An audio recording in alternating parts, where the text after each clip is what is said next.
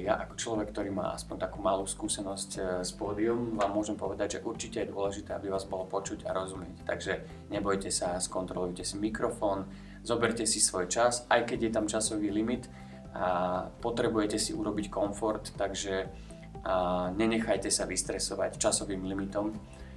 A ďalšia vec, čo je veľmi dôležité, aby si vás ľudia zapamätali, je energia, s akou to podáte a to, aký budete originálni a ako si budete za svojím produktom stáť. Takže nebojte sa, zoberte si svoj čas v časovom limite, buďte zrozumiteľní, buďte energickí a stojte si za tým, čo prezentujete. Držím palce.